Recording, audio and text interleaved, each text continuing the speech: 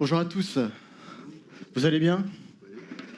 La chaleur est redescendue, nous dormons mieux. Est-ce que je peux avoir un petit peu de lumière dans la salle, que je puisse un peu voir les beaux visages de chacun d'entre vous? En tout cas, nous sommes heureux de nous retrouver encore aujourd'hui. J'ai une parole forte à vous partager ce matin, une parole qui, je crois, peut toucher des cœurs, aussi bien vous qui venez peut-être pour la première fois, peut-être vous qui connaissez à peine le Seigneur, mais aussi vous qui connaissez le Seigneur depuis un certain temps. Et pour partager cette parole, j'aimerais avec vous lire un passage qui nous a toujours certainement tous étonnés, un passage où on voit Jésus en quelque sorte se mettre un peu en colère. Ce passage, on le trouve entre autres dans Jean chapitre 2. Est-ce que vous voulez bien prendre vos Bibles avec moi et puis on va lire ensemble. On va lire ensemble ce passage qui est surprenant, mais qui est rempli de trésors pour nous aujourd'hui. Dans Jean chapitre 2, et nous allons prendre au verset 13. Jean chapitre 2 et au verset 13.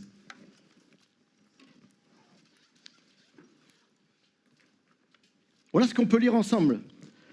La fête juive de la Pâque était proche, et Jésus monta donc à Jérusalem.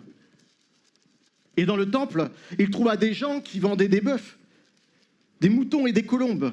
Il trouva aussi des changeurs d'argent assis à leur table. Il fit alors un fouet avec des cordes et les chassa tous hors du temple avec leurs moutons et leurs bœufs. Il jeta par terre l'argent des changeurs en renversant leur table. Et il dit aux vendeurs et de colombes, « Enlevez tout cela d'ici, ne faites pas de la maison de mon père une maison de trafic. » Ses disciples se rappelèrent alors ces paroles de l'Écriture, « La passion que j'ai pour ta maison me consumera. » Les autorités juives lui demandèrent, mais quel signe extraordinaire peux-tu nous montrer pour avoir le droit d'agir ainsi? Alors Jésus leur répondit, détruisez ce temple et en 3 jours je le relèverai. On a mis 46 ans pour bâtir ce temple et toi tu le relèveras en 3 jours. Lui répliquèrent-ils, mais le temple dont parlait Jésus, c'était son corps. Plus tard, quand Jésus ressuscita entre les morts, ses disciples se rappelèrent qu'il avait dit cela et ils crurent à l'Écriture et aux paroles que Jésus avait dites. Amen. Amen. J'aime imaginer cette scène. Nous sommes à Jérusalem, et nous sommes là parmi les pèlerins, comme chaque année, ils se retrouvent. Ils se retrouvent à Jérusalem. Ils se retrouvent devant le temple de Jérusalem. Et j'imagine Jésus qui arrive là, près de Jérusalem, et il est là, levant la tête, s'approchant du temple. Les disciples sont avec lui. Il est là au milieu des pèlerins et des enfants courent dans les rues. Tout le monde est là. C'est pire qu'à Paris, presque un 14 juillet. Il y a du monde. Sauf que là, tout le monde ne court pas pour aller voir le feu d'artifice.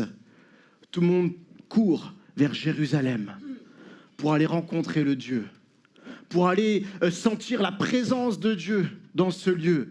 Parce que Dieu avait choisi ce temple, ce lieu pour y demeurer. Jérusalem, ou du moins plutôt ce temple, était le lieu où Dieu avait choisi de rencontrer son peuple.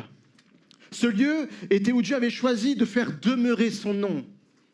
Et chacun allait le retrouver. Alors Jésus monte les marches. Il arrive là, au temple. Et ils savent, lui et ses disciples, et tous ces pèlerins, que dans ce temple, là, ils arrivent dans la maison du Père. Là, ils arrivent certainement, probablement, ils vont entendre des prières, ils vont entendre des louanges, ils vont entendre de l'adoration, ils vont voir des personnes méditer la parole. Mais Jésus va trouver toute autre chose. Mais ce qui doit retenir notre attention ce matin, c'est que Dieu ne demeure plus dans le temple de Jérusalem. Dieu ne demeure plus dans une église faite de pierre. Dieu ne demeure plus dans une bâtisse. Mais Dieu a choisi de demeurer en chacun d'entre nous qui sommes le temple du Saint-Esprit. La Bible dit, et c'est Paul qui le dira plus tard, ne savez-vous pas que vous êtes le temple du Saint-Esprit? Dieu habite en chacun de nous. Dieu a fait sa demeure en nous. Et je dirais même plus, et c'est le titre de mon message, c'est que nous sommes la demeure pour manifester sa gloire. J'aimerais que tu dises à celui qui est à côté de toi, lui qui a donné sa vie en Christ, tu es la demeure du Saint-Esprit.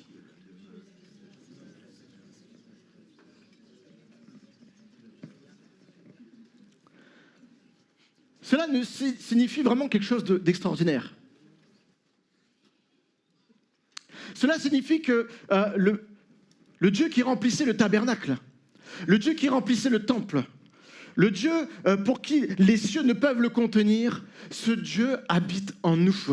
Je ne sais pas si vous avez idée un instant de ce miracle. Le Dieu que personne ne peut contenir, ni même les cieux, est en nous. C'est quelque chose qui me dépasse, moi, personnellement. C'est un miracle qui me surpasse. Voir un homme ou une femme être guéri, encore je peux le concevoir. Mais de savoir que toute la puissance de Dieu, que tout l'être de Dieu habite en moi, me dépasse. Ça me dépasse véritablement. Parce que quand nous savons cela, il faut bien considérer que le Saint-Esprit est en nous. Quand nous allons au travail, le Saint-Esprit est en nous. Quand nous allons dans notre maison, le Saint-Esprit est en nous. Le Saint-Esprit est en nous pas seulement lorsque nous allons à l'église. Le Saint-Esprit ne vient pas en nous lorsque nous allons dans un temps de prière. Le Saint-Esprit ne vient pas en nous lorsque nous passons même du temps personnellement dans la prière ou lorsque nous parlons à Dieu. Mais le Saint-Esprit, dès lors que nous nous unissons à Jésus, le Saint-Esprit demeure en nous. Et lorsqu'il demeure en nous, il n'est pas là en tant que visiteur, mais il demeure en nous en chaque lieu, à chaque instant, en tout temps. Lorsque tu dors, le Saint-Esprit est en toi. Lorsque tu es dans la journée, dans ton travail, le Saint-Esprit est en toi. Là où tu vas, n'importe où tu vas, le Saint-Esprit est en toi. Que tu sois dans la joie, le Saint-Esprit est en toi. Que tu sois dans la tristesse, le Saint-Esprit est aussi en toi. Il est avec toi, il est le consolateur. Il est là auprès de toi et il t'accompagne chaque jour. La Bible dit qu'il est avec nous, mais il est aussi en nous. Amen. Et autrement dit, lorsque nous nous réunissons aussi ce matin, je voudrais vous dire, et c'est ce que Jean-Paul a dit tout à l'heure, c'est que nous ne sommes pas simplement des chrétiens qui nous unissons. Paul va dire plus tard, dans 1 Corinthiens 3, il dit, vous êtes, en parlant de l'Église, le temple du Saint-Esprit. Dans 1 Corinthiens 6, il a dit, votre corps est le temple du Saint-Esprit, en parlant de chacun d'entre nous. Mais Paul va dire aussi que l'Église est aussi le temple du Saint-Esprit. Lorsque nous nous unissons le matin, là, comme aujourd'hui, ce n'est pas simplement des individus qui se rassemblent dans un même lieu, mais ce sont en réalité des pierres vivantes qui se rassemblent, que Dieu assemble, que Dieu est en train d'édifier pour construire sa maison dans laquelle il veut manifester sa gloire. Je voudrais vous dire ce matin que lorsque nous sommes là ensemble, nous constituons ensemble le temple du Saint-Esprit. Chacun de vous est une pierre. Tu n'es pas simplement une pièce rapportée. Tu n'es pas simplement une pièce du puzzle. Mais tu fais partie de l'Église. Tu fais partie du temple du Saint-Esprit. Et ensemble, nous faisons cette bâtisse dans laquelle Dieu veut manifester sa gloire. Dieu veut manifester des miracles. Dieu veut manifester des choses extraordinaires. Ta place est importante. Tu es l'Église, comme chacun d'entre nous. Comme chacun d'entre nous. Mais il y a une autre vérité que Paul veut nous partager. Dans 1 Corinthiens chapitre 6, verset 20, il va dire, vous avez été rachetés à un grand prix. Vous êtes le corps, vous êtes le temple du Saint-Esprit. Vous avez été rachetés à un grand prix. Je ne sais pas quelle valeur tu donnes à toi. Bao, imagine t'es pris en otage. À ton avis, combien tu coûterais pour qu'on puisse te récupérer?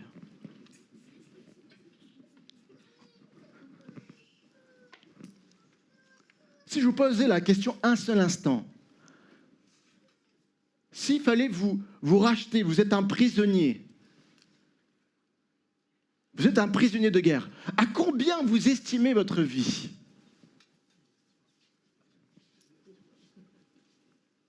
1 000 euros?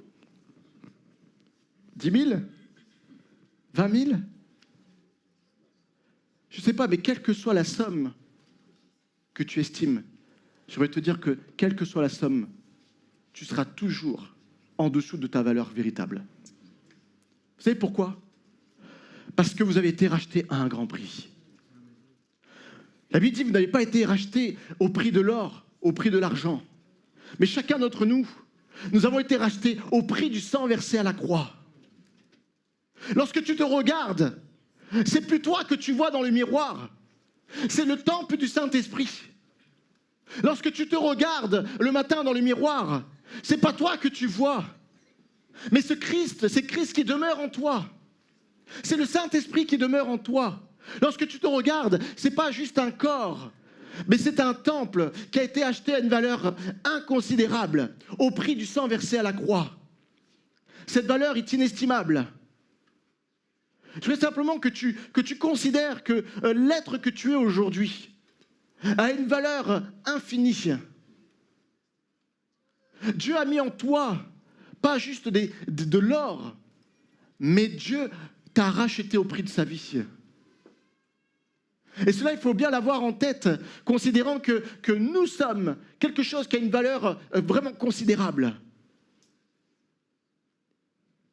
Et Dieu veut nous amener dans des choses extraordinaires. Notre valeur est définie, non pas parce que nous estimons, mais elle est définie par le prix payé pour nous. Nous avons une valeur infinie, non pas parce que nous sommes parfaits, mais parce que Jésus demeure en nous. Nous avons une valeur qui est immense, parce que celui qui est précieux est en nous. Celui qui est précieux est en nous.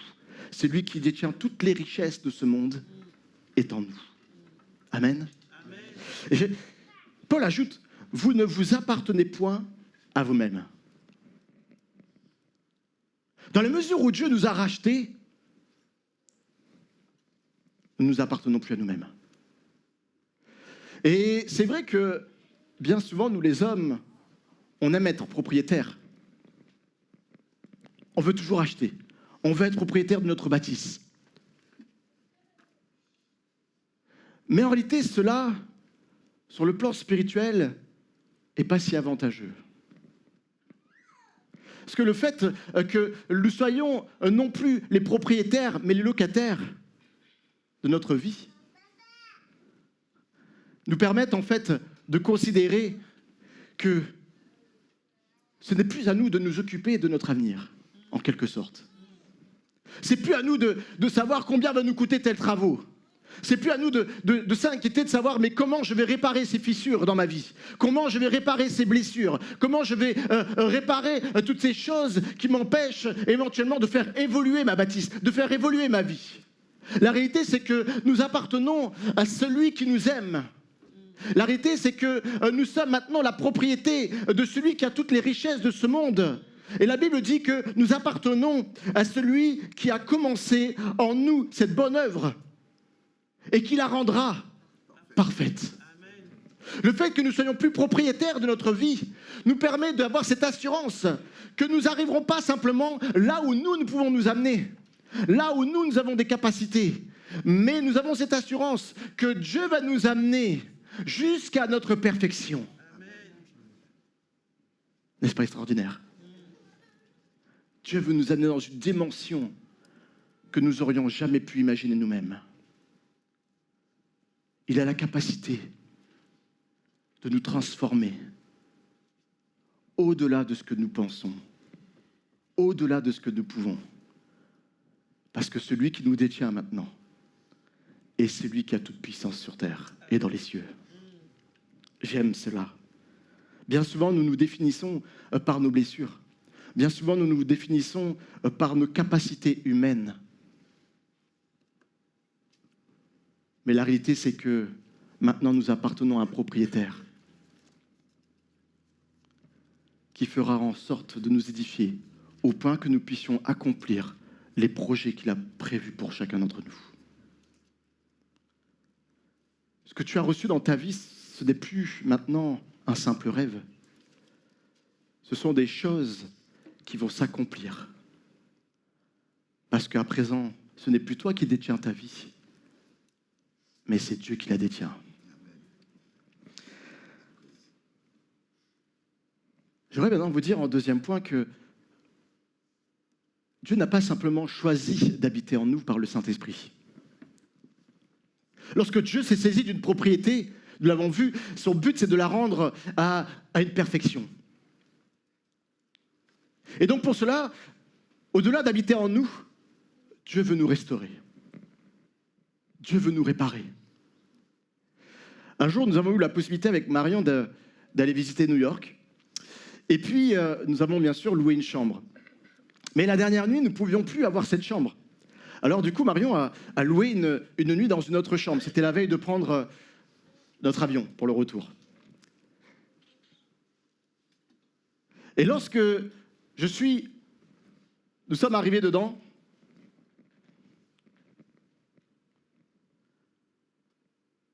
nous avons pu voir qu'il y avait des choses qui étaient là et que nous n'avions pas imaginé de voir. Nous commençons à nous installer sur notre lit. Et là, qu'est-ce que nous voyons? Des fourmis. Des fourmis. Alors c'est vrai qu'à prime abord, elles n'étaient pas forcément visibles, mais lorsque vous arrivez pour la première fois dans un lieu, vous faites attention à tous les détails, n'est-ce pas? Alors Marion s'est dit, c'est pas possible. Elle appelle le propriétaire. Et je dis, mais vous avez des fourmis dans votre appartement? Et là, le monsieur dit, non, c'est impossible. Je n'ai jamais vu de fourmis dans ma demeure.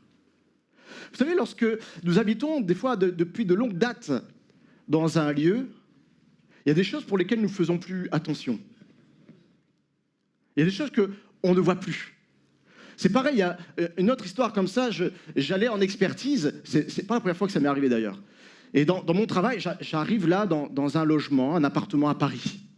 Et j'ouvre la porte, et j'arrive là, le propriétaire m'ouvre la porte, et me fait rentrer, sauf que à peine je franchis la porte, il y avait tellement de choses que je ne savais plus où mettre le pied. Il y avait des meubles qui étaient stockés, des meubles de toute époque. Il y avait des cartons par terre, il y avait des vêtements, ça débordait dans tous les sens. Je ne savais plus où passer. J'avais le sac sur les épaules et je faisais attention quand j'arrivais dans le séjour de ne pas agripper quelque chose avec mon sac dans le dos. Mais ce qui était le plus étonnant, c'est que lui, le propriétaire, il se faufilait comme si de rien n'était. Je vous assure, vous auriez pu lui mettre un ruban autour des yeux et il aurait pu arriver jusqu'au séjour sans se prendre un seul meuble ni une seule affaire. La vérité, c'est que cette personne était tellement habituée avec ses affaires, était tellement habituée avec son bazar, que pour lui, c'était devenu normal. C'était devenu normal. Et voyez-vous, lorsque Jésus, je reviens à mon récit, lorsque Jésus arrive au temple, moi, je crois que c'est la même chose qui se passe. Il y avait là les vendeurs, il y avait les animaux, il y avait les tables. Et pour tous ceux qui étaient là tous les jours dans le temple durant cette phase de Pâques et qui pouvaient offrir ces animaux en sacrifice et qui avaient d'ailleurs fait tout un trafic autour de cela, ils en avaient fait un vrai business. Moi, je crois que les personnes ne s'apercevaient même plus de ce qu'ils faisaient. Je crois même que les sacrificateurs qui étaient là au temple, les prêtres, ne faisaient même plus attention à cette table. Pour eux, c'était devenu normal. Et j'imagine Jésus qui, lui, au contraire, lorsqu'il va dans le temple, c'est pas pour voir des tables. Lorsqu'il va au temple, c'est pour apporter sa louange, c'est pour apporter son adoration. C'est pour ressentir la présence de Dieu comme les pèlerins. Mais lorsqu'il entre, Dieu voit ce que les autres ne voyaient plus. Jésus voit les tables. Jésus voit les tables. Mais les autres ne voient plus rien. Ça ne les dérange plus. Et je crois que dans notre vie, il y a parfois aussi des tables. Et ce qui est étonnant dans ce passage, c'est que Jésus, lorsqu'il voit cela, qu'est-ce qu'il va faire? Il va prendre des cordes pour faire un fouet. Puis la Bible dit qu'il va commencer à renverser les tables, à disperser la monnaie. Et puis il dit qu'il va tous les chasser en dehors du temple. Et on pourrait croire que Jésus est animé de colère à ce moment-là. Mais la vérité, c'est que Jésus aimait tellement la maison de son Père qu'il pouvait laisser ces choses ainsi. Jésus aimait tellement la maison de son Père qu'il ne pouvait supporter que l'on ait pris la place de son Père. Et voyez-vous, dans notre vie, il y a aussi des tables. Peut-être les tables dans notre vie, c'est des choses même qui sont là depuis longtemps, des choses même que nous ne voyons plus. Peut-être ces tables, c'est l'orgueil. C'est peut-être la table du compromis. C'est peut-être la table de l'immoralité sexuelle. Ça peut être la table d'une blessure que nous refusons de remettre à Dieu. Ça peut être la table de l'amertume, la table de la colère. Je ne sais pas quelle est votre table. Que dis-je? Votre? Peut-être vos tables. Nos tables. J'aimerais vous dire une chose ce matin, c'est que de la même manière que Jésus est entré pour renverser ces tables, non pas pour blesser ou être méchant avec ces hommes, mais pour redonner la place à Dieu. De la même manière, aujourd'hui, le Saint-Esprit veut nous rappeler, lui qui demeure en nous, qu'il nous aime tellement, qu'il veut nous débarrasser de toutes ces tables. Il ne veut pas simplement nous les montrer, il ne veut pas simplement nous les révéler, mais il veut les ôter de notre vie. Paul déclare que le Dieu de paix vous sanctifie lui-même tout entier et que tout votre être, l'esprit, l'âme et le corps soient conservés irrépréhensibles.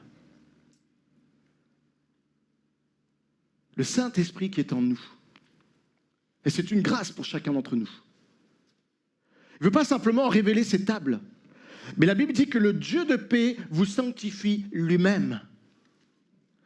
Combien des tables sont lourdes dans notre vie? Et tu ferais peut-être plus de dégâts à les porter par toi-même. Mais le Saint-Esprit te propose de les enlever lui-même.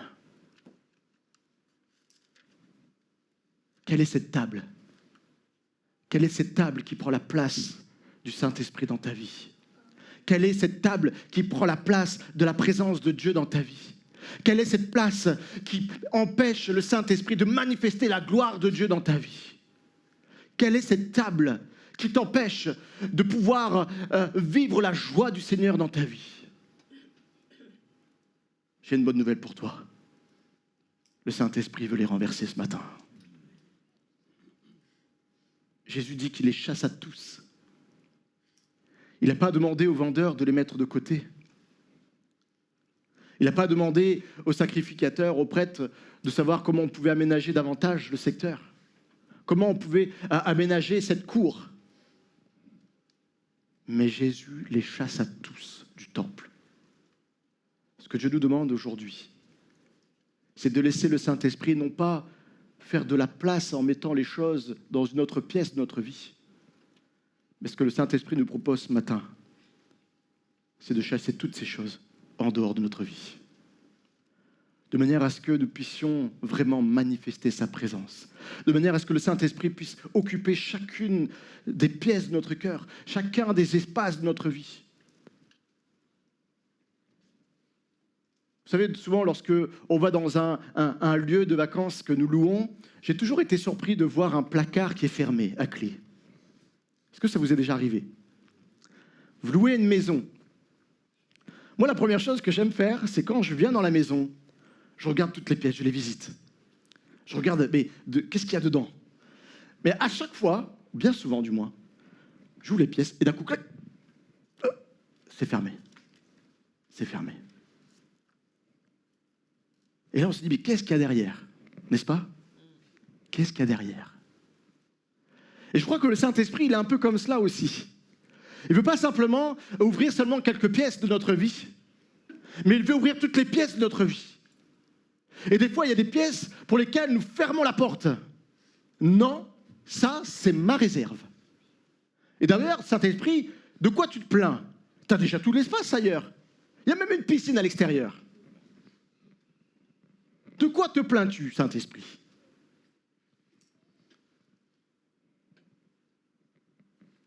Mais n'oublions pas une chose, c'est que nous sommes les locataires. Et le propriétaire, c'est le Saint-Esprit. Et je crois que le Saint-Esprit, lorsqu'il ne force pas les portes, c'est pas parce que nous sommes les propriétaires, non, il l'est. Mais c'est parce qu'il nous aime, il ne veut pas nous blesser. Le Saint-Esprit nous révèle les choses, mais il nous demande à présent d'ouvrir la porte. Combien même elle lui appartient, combien même il aurait la clé pour ouvrir cette porte, le Saint-Esprit nous laisse la possibilité de l'ouvrir nous-mêmes. C'est ce que j'appelle la repentance. Le fait d'ouvrir notre porte, c'est de confesser, voilà Saint-Esprit ce qu'il y a derrière la porte. Le Saint-Esprit, c'est déjà ce qu'il y a derrière. Il a simplement besoin d'entendre que nous confessons ces choses.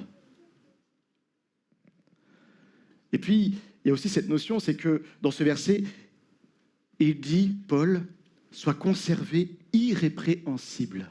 Sois conservé. Il dit plus, c'est lui-même qui conserve notre corps, âme et esprit. Il dit que c'est à nous de conserver notre temple, notre corps, notre âme, notre esprit irrépréhensible.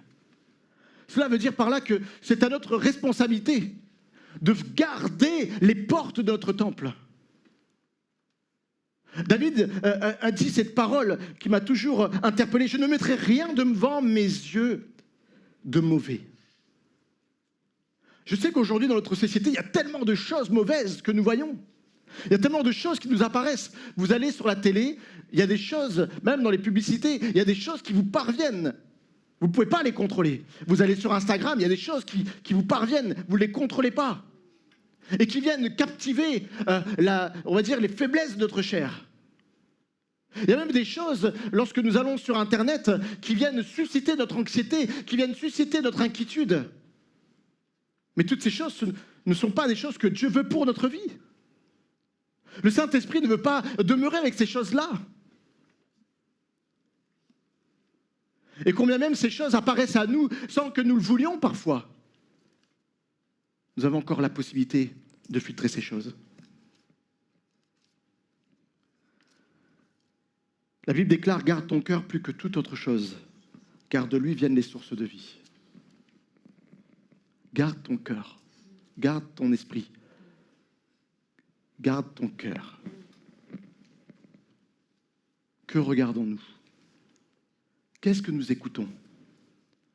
Je dirais même, qu'est-ce que nous mangeons? Le Saint-Esprit est en nous. Et tout ce que nous voyons, le Saint-Esprit en est témoin. Tout ce que nous écoutons, le Saint-Esprit en est témoin. Et tout ce que nous mangeons, le Saint-Esprit en est témoin. Qu'est-ce que nous affligeons chaque jour au Saint-Esprit qui est en nous? Est-ce que vous croyez que lorsque nous regardons certaines choses, le Saint-Esprit lui ferme les yeux? Lorsque nous sommes derrière la télé, lorsque nous sommes derrière le compte Instagram, lorsque nous sommes derrière nos séries, lorsque nous sommes derrière Internet, est-ce que vous croyez que le Saint-Esprit lui ferme les yeux à certains moments? Non, tout ce que nous voyons, il le voit. Tout ce que nous disons, il l'entend. Tout ce que nous écoutons, il l'entend. Et quant à notre corps, je dirais que c'est aussi cela pour lequel il faut faire attention. Notre corps, il nous faut y prêter vraiment attention parce que ce n'est plus le nôtre, c'est le corps du Saint-Esprit. Que faisons-nous avec notre corps? Est-ce que nous prenons soin de notre santé physique? Ça vous paraît peut-être léger ce que je vous dis, mais le Saint-Esprit attend de nous que nous fassions attention à ce que nous faisons subir à notre corps. Il est bon des fois de faire de l'activité physique. Il est bon de faire attention à ce qu'on mange. Il est bon de faire attention à toutes ces choses. Parce que notre corps est aussi la propriété de Dieu. Amen. Je voudrais aller sur un dernier point. Lorsque le Saint-Esprit reprend toute la place, lorsque le Saint-Esprit restaure notre vie, ce n'est pas simplement pour prendre le plaisir de voir des espaces vides, de voir des espaces propres. Mais lorsque le Saint-Esprit restaure notre vie, c'est pour qu'il puisse manifester la gloire de Dieu. Vous savez, dans l'histoire, dans ce récit, il est dit que Jésus les chassa tous du temple. Mais si on va un peu plus loin, entre autres dans Matthieu, nous voyons que cet épisode se répète. Jésus recommence. Il va au temple, il voit à nouveau ces choses, et il les chasse tous. Mais là, dans ce récit, plus tard, nous voyons que, une fois que Jésus a chassé tout ça du temple, il est dit que les malades arrivent et Jésus les guérit. Il est dit qu'une fois que Jésus avait renversé avait renversé les tables, avait chassé toutes ces choses-là, il est dit que des miracles s'opéraient dans le temple. La gloire de Dieu se manifestait à nouveau dans le temple. Et je dis cela parce que ce process, ce n'est pas simplement lorsque Jésus prend à nouveau possession de ce lieu. Mais ce process, nous voyons dans toute la Bible.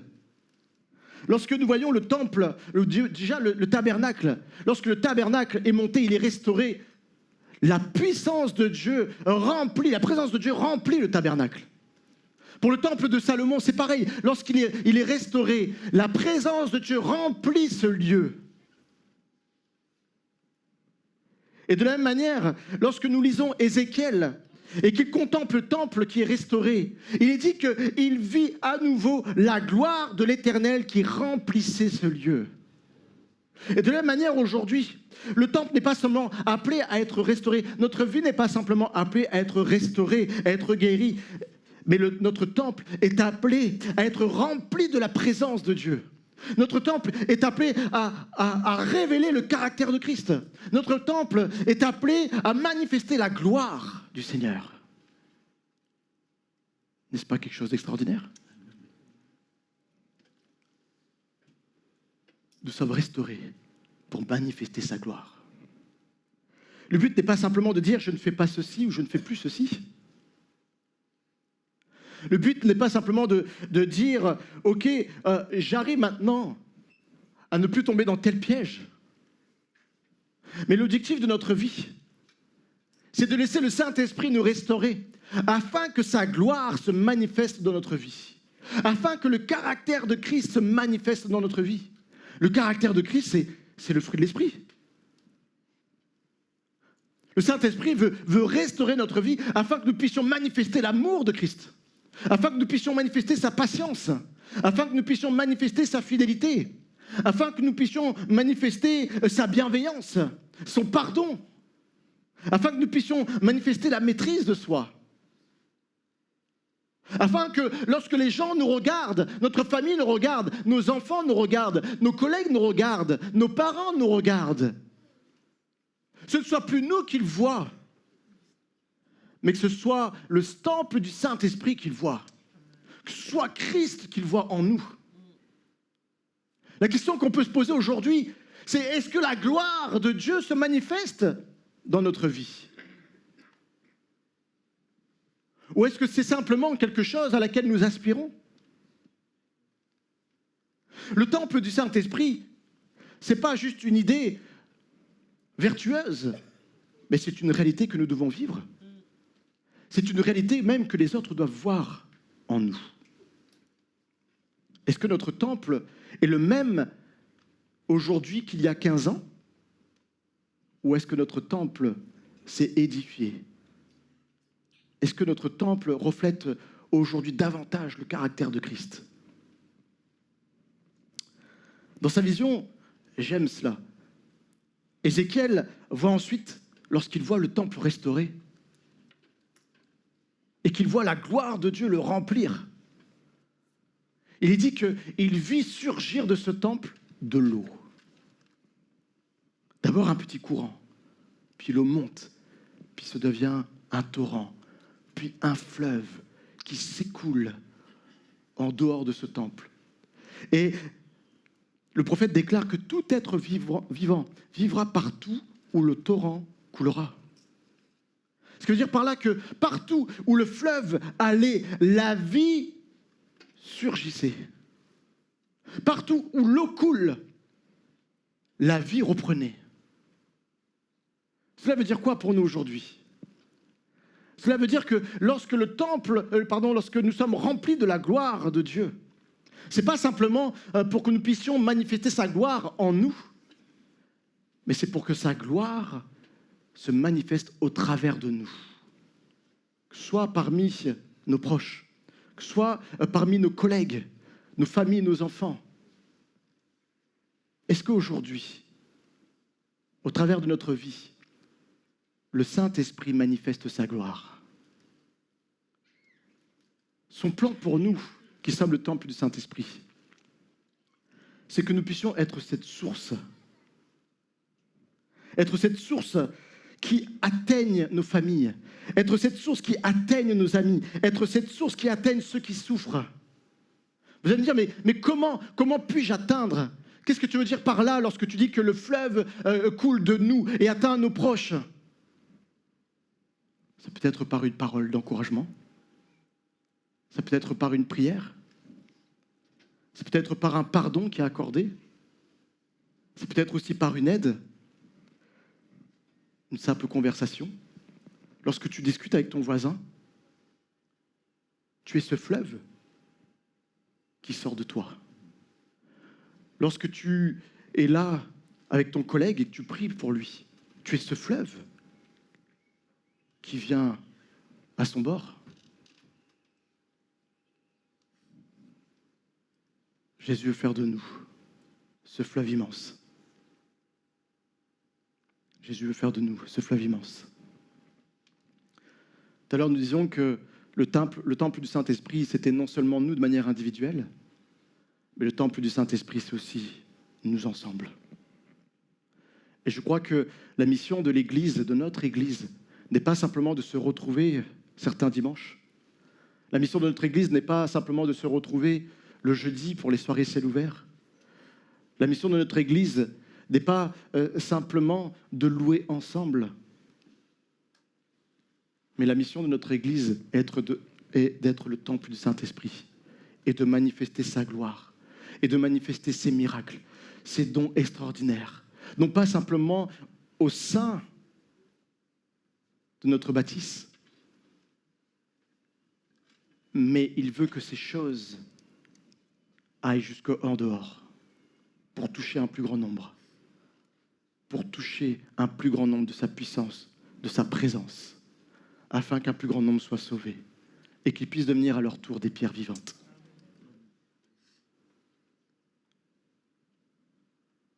Est-ce que vous acceptez cela ce matin? Je voudrais conclure avec ce verset dans Éphésiens chapitre 3, versets 20 à 21. Il dit « À lui soit la gloire dans l'Église et en Jésus-Christ. Lui qui peut faire, par la puissance qui agit en nous, infiniment au-delà de tout ce que nous demandons ou pensons. » De tout ce que nous demandons ou pensons. Je crois que Dieu veut faire des choses avec nous. Nous qui sommes son temple, nous qui sommes sa demeure, je crois qu'il veut faire des choses en nous, mais aussi au travers de nous, des choses extraordinaires, des choses qui vont nous édifier nous-mêmes, mais qui vont toucher des cœurs au-delà de nous, au-delà de notre Église. Amen. Qu'on peut se lever un instant?